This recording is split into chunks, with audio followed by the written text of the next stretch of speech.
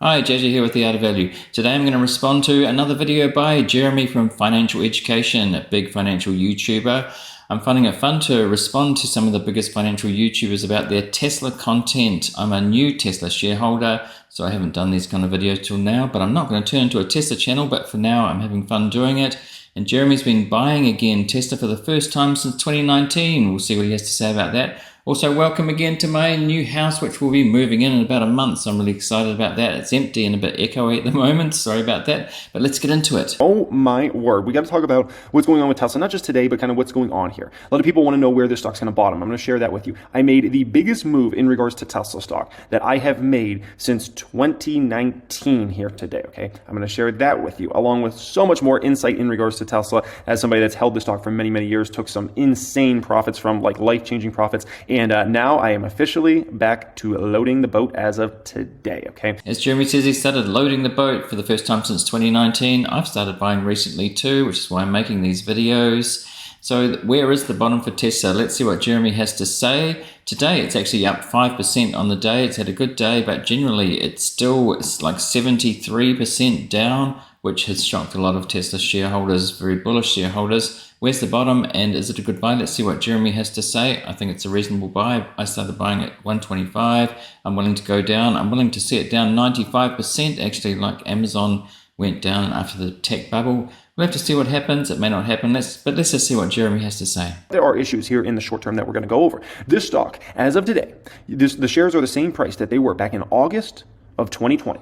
So literally, if you bought Tesla stock here today, you bought at August 2020 prices now at this point in time. That's how insane this sell-off has gotten and how vicious the sell-off has gotten. Now you can buy back at 2020 price. So Jeremy speaking yesterday, it's gone up 5% in the last session, but yes, down 12%. It's plummeting, sort of accelerating the sell-off. He talks about being the same price as August 2020, which is about the time where I thought it started being a bubble, these emerging tech stocks. Yes, including Tesla, starting to be a bubble back like mid-2020. I saw a danger zone, so I certainly haven't bought it since then. This is why I'm buying it now. It's back there, but the company's had a lot of growth since then. In 2020, I think Tesla had like over a 700% spike, if I'm remembering that correctly, which was absolutely crazy. And a lot of people thought that was kind of fair price after that, but we're back there now, almost August. I wouldn't be surprised if it drops more, but it may not. Let's see what else Jeremy has to say. You know, obviously everybody has seen the report by now, and I covered that on my channel, right? The deliveries, the production numbers, all those sorts of things, okay? But I'm seeing a lot of people kind of, talk about the 40% growth year over year, those sorts of things. But here's a big part that Wall Street's really looking at. And if you want to know why this stock is down double-digit percentage here today, the real reason is this is a company that it's seen as the numbers are just going to keep getting worse and worse and worse. Because if you look at the quarterly numbers on a year-over-year not at 40% growth, okay? And so what this company is showing is that growth is decelerating rather rapidly. And with a lot of obviously worries about the economy, the thought process is these numbers are going to continue to decelerate and continue to get worse. And the company's going to go from, 50% growth to 40% growth to 30% growth to 20% growth, right? And so that's the thought process that's starting to play out now. So Jeremy, of course, is talking about those delivery numbers that came out in the past few days, which did not meet analysts' expectations. Expectations were lowered a little bit, but it came in even under that. So people are worried about with the growth, as he says, going down from, they were trying to hit 50% growth. It was kind of 40% growth, which is very good. But again, there are a lot of bullish investors that think that Tesla can go 50 compounding indefinitely. And it's looking like that, especially through a recession, could be down for a while, if not permanently. And we'll have to see what happens. But that's, as he said, that's the Wall Street thought process right now. Analysts are thinking that, from my point of view, I think that 26% per year would be absolutely fine. That's a doubling every 3 years. I mean, that's very good for an auto company, or I talked about this in yesterday's video, auto company or tech company, a bit of both. 26% would be fine with me, but what is the price that we pay for that? And is it going to get it back up to 50% growth? It's getting very big. It's hard to scale. I mean, it's at huge scale. It's hard to compound 50% a year for that. This is the problem. This is the problem. In Analysts just a few weeks ago, right? Because I would show this number time and time again in Tesla videos. Just a few weeks ago, Analysts had their revenue estimates at about 40% for this company for 2023. And this is an issue, and they need to bring down more, okay? Analysts are still at 36%, so they're starting to bring down their numbers. They need to bring it down more. This company's likely not going to grow at 36% this year. And Wall Street's trying to get ahead of this, essentially, because Wall Street is starting to figure this out. Analysts are super slow to react, but they all will react. And Wall Street's starting to realize, oh crap, I don't think this company's going to grow at 36%. So what Wall Street does is they try to get ahead of that and they try to sell off, obviously, and it causes a mass just selling pressure of just vicious proportions on the stock, and that's how you get the stock down another 12% plus here today, because Wall Street's trying to get ahead of this. They know this is the issue, that the company's likely not going to hit those growth rates in 2023. They're going to come likely way under that, and Wall Street's starting to realize that, but without really stating that and without kind of freaking everybody out, right? Okay, more on this growth rate. Wall Street, as he said, is figuring this out. This is not retail buying, or rather retail selling, that's driving the stock down this much. It can't be. It's not big enough volume.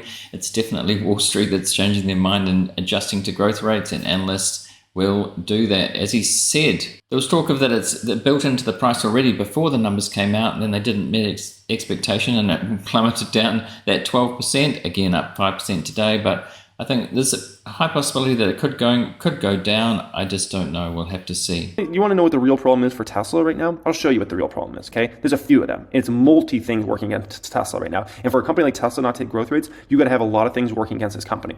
This is the first, okay? Look at this. If you want to get an auto loan now, it's ridiculous. Like, you're going to have to pay the highest interest rates you've had to pay in 10 plus years. And a lot of people just aren't willing to do that, to be quite frank. If you have great credit, you're looking at still close to a 9%, 10% loan in terms of interest rate. I mean, if we go back to anybody, let me know if anybody has good credit and you got an auto loan in 2021 or at the beginning of 2022, what was your interest rate? I can almost guarantee you, if you have really good credit and you got an auto loan in 2020, 2021, or early 2022, your interest rate on your auto loan is likely 2 or 3%, somewhere in the 2s and 3s, likely under 4%, okay? Now, if you want to go get an auto loan today, you're paying 8s or 9s, that same exact person, okay? And that obviously changes your payments in a substantial way. So a lot of people, even with great credit now, are looking at autos and just like, I'm not buying right now. No, I'd rather just buy, or drive whatever I got to drive right now, because it's just the interest rate is not conducive to doing something like that right now, right? And so this is going to be working against Tesla for quite some time. And this is the majority of, like, if I had to guess, this is the majority of Tesla buyers is kind of in those. Never mind the lower. Oh my gosh, you're getting so wrecked. It's not even funny on kind of those ones down there, right? Okay, this is a really good point. I talked about this in my previous video responding to Joseph Carlson, talking about how people during recession times will be delaying car purchases. We can argue about whether Tesla's a tech company or an auto company, but it definitely sells a lot of cars, and people will be thinking about, do I really want this car if they're losing jobs and so forth? But Jeremy makes a good point about interest rates for auto loans going up. That really is going to affect Tesla. There's absolutely no doubt about that. It's industry-wide, and these are much changed rates, much bigger rates, and the payments are just more compared to a year or two ago. So that's got to affect Tesla, the company. If you're getting value out of this video so far and watching on YouTube, please consider hitting that like button to help us with the YouTube algorithm, and it would make me feel good. Also, if you get through this video, consider subscribing so you can watch content coming up next. This is a huge issue for Tesla. And it's not just a huge issue for Tesla, but it's a huge issue for the entire economy right now. Going into 2022, we were in a great position in terms of people having savings. Then we kind of went down to normalist ranges and we had a sudden drop. And now we're like pretty much in the worst situation the United States has ever been in terms of savings rate, at least as far as these numbers have been calculated, which goes back decades and decades and decades, essentially, okay? This is a huge issue for the overall economy and for the overall stock market. If people really have this little money, like oh boy, okay, in terms of savings rate, that's bad. That's bad, okay? The next thing that's hurting Tesla in a massive, massive way is what you're looking at right in front of you right now, okay? The Michigan consumer sentiment. The sentiment's been awful. I mean, pretty much for the past 6 months, we've been among the lowest sentiment from consumers we've ever pretty much seen, okay? And so if sentiment is that bad, people don't want to just go make big ticket purchases. It's something I've been talking about for the longest time. And if people are more uncertain about their financial future, they're gonna bypass on big ticket purchase items. And the biggest ticket purchases that people make are homes and cars. Okay, that's always consistent. Homes and cars. Other things get hit as well, furniture and all those sorts of things. But the big ticket purchase items, that's the thing that people say, you know what? I'm gonna wait right now. I'm not in the market to buy a new home right now. I'm not in the market to, buy a new car right now. I'll live wherever I'm gonna live. I'll drive whatever I drive, and that's fine for right now, okay? Talk to me in a year from now. And that's the way a lot of people are kind of taking this approach right now. Okay, I think another very good point from Jeremy here. We're looking at the consumer sentiment, which is really low, and the US savings rate, which has also gone down again from a year or two ago when there was a lot of stimulus and people were able to save. And through the pandemic, I think people wanted to save because they didn't know what was going to happen to the economy. But here we are on the edge of recession, if not in recession already, and 2023 looking like it could be severe. However, what I do want to say here about what Jeremy says, I think he's right about people delaying car purchases and house purchases. When I say house purchases, we just built a house here in New Zealand. But the thing is that I think he's right about people definitely delaying, but it's what he's saying is very US biased, which is fine. He lives in the US, and I find a lot of YouTube finance YouTubers, investment YouTubers, it's very US biased. The auto industry is global. But having said that, we're looking at recessions in multiple countries. Here where I am, we're looking to induce a recession because the housing market has been, I think, in a bubble, and they want to slow it down, and they want to slow the economy down. Interest rates are rising, so it's kind of the same. We know in China, which Tesla is in, and so we have to think more globally. I find this US bias a bit much, but it has to be said that the US does affect the world. The US Fed definitely affects the world. It has a spread out effect across the world, definitely, in terms of wealth effect that happens. But still, we do need to think about this US bias when it comes to global companies. Then, to add insult to injury, used car prices are starting to fall off a cliff, which I'm very happy about, and I think that's healthy. I think that's been, there's no time period where it was normal for you to be able to go get a car, drive it off the lot, drive it for a year or two, and then sell it for a profit. There was never, ever a thing. Never. That was the most freakish thing ever, okay?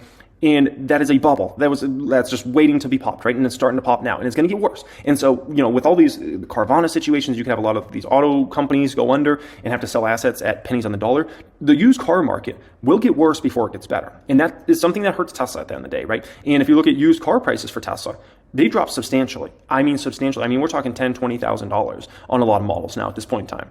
And that means now, if you're going to buy a Tesla, you have to consider buying used. There was a long period of time where it was like it didn't make sense to buy a used Tesla unless you really desperately needed one, because it was like hardly a discount versus buying a brand new one.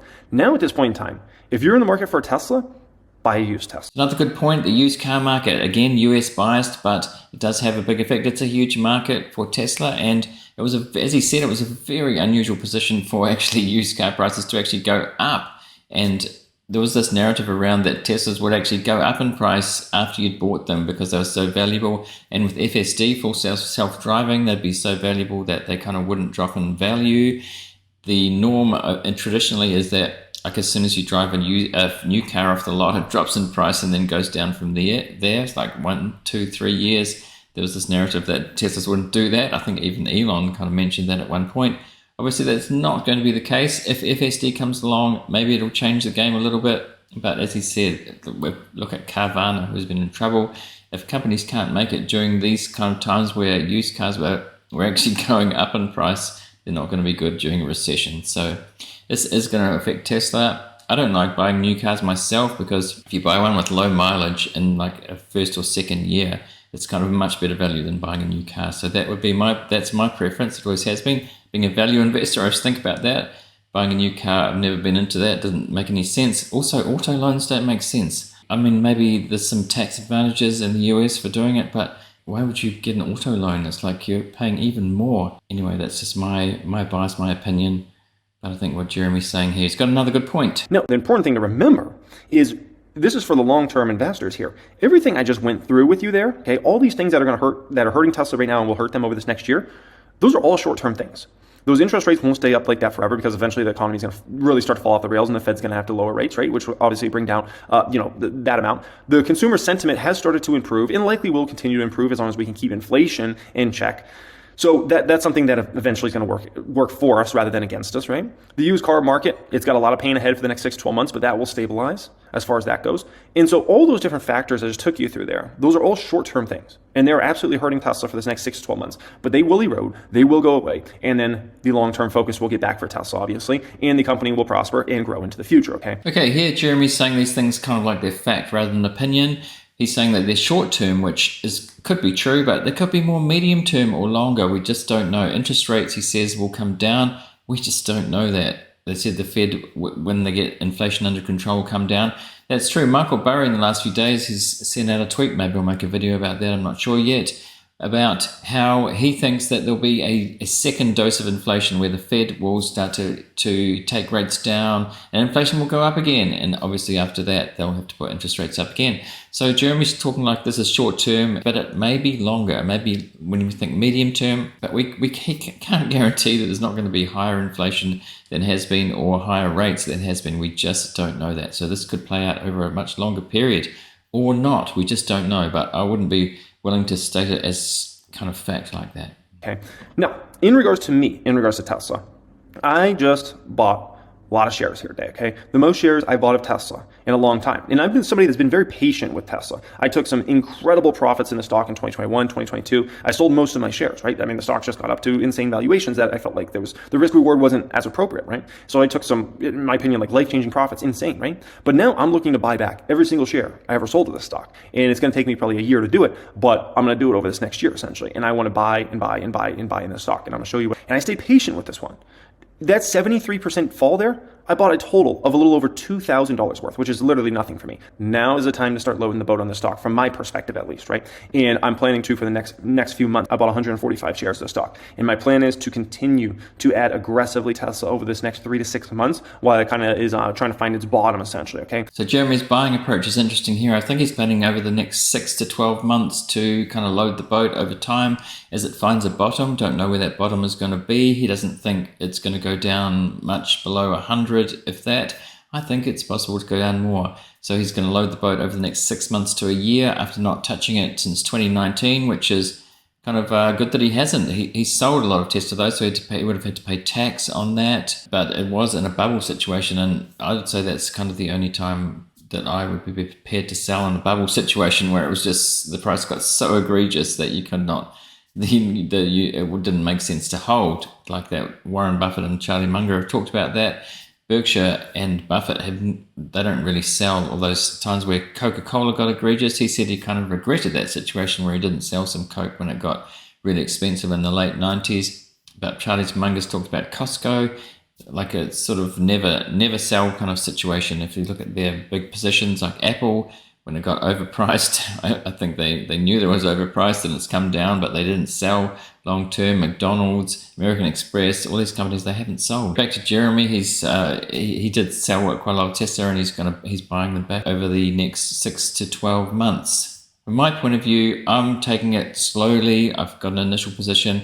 I'm willing to see it go down over 90% if that happens, because it was a bubble and that can happen. And so I've got these prices that I'm willing to buy over a similar time frame. And if it doesn't, if it doesn't go down anymore and goes up, that's fine too. But I think there's a possibility it could go down a lot more. Let's just see what happens. A lot of people are trying to figure out, where's the bottom for Tesla? I've heard a lot of debate out there around $50 to $60. That's where a lot of people say the stock's going, right? And I've talked to a lot of folks. I just kind of hear opinions out there. A lot of people throw this $50, $60 out there, okay? $50 to $60 a share. I don't think super realistic, although I would be super happy if it went down to that as somebody that wants to buy the stock aggressively over the next 6 to 12 months. I don't see it happening. What I see happening, and I've spoke about this before, is I see $90 to $100 range for the stock in kind of that bottoming out process, in my personal opinion. If it goes to 50 to 60, like I said, I will take every share in sight. Thank you. But I don't see it happening. I think 90 to 100 is where the stock ultimately bottoms, and I think you're going to see aggressive buying pressure. The sharks are coming in, the whales are coming in, if this baby goes under 100, in my personal opinion. But like I said, I wish, and we can all wish, but don't hold your breath on that. That's all I'll say about that. Okay, see here where he thinks it's going to bottom about between 90 and 100. We don't know that. He says there's talk about 50 to 60. I've made some videos about that. If you go back and look at my playlist, Tesla playlist, that will have 6 videos in it after this. I think it's possible. I mean, as I said, it's been a big bubble. I think it's been a big bubble like the tech bubble in the late 90s, or different circumstances. But when stocks go way too high, they usually drop down way too low afterwards in a bubble situation. So I'd be prepared for that, to actually see that 60 price or even lower. But we just don't know. If it doesn't, fine. But 90 to 100, he says he's thinking, but he'd be happy if it went down low. I'm kind of in that same situation. My next price is around $80, just above there. I'd be prepared to buy, which is 80% down from that bubble peak, which could happen. We just don't know. So what do you think of what I've said in this video reacting to Jeremy? Let me know in the comments. My channel isn't as big as Jeremy's. It's quite small still, so I can reply to every comment, and I will, other than spam. So let me know what you think of what's been said in this video about the price, the valuation, about any of the points that are made. Let me know. I'm also on Twitter at The Art of Value. So at the end of this video up there, I'm going to put a link to my playlist. As I said, this will be the 6th video in the series, recent series of videos about Tesla stock, seeing I've been buying it for the first time.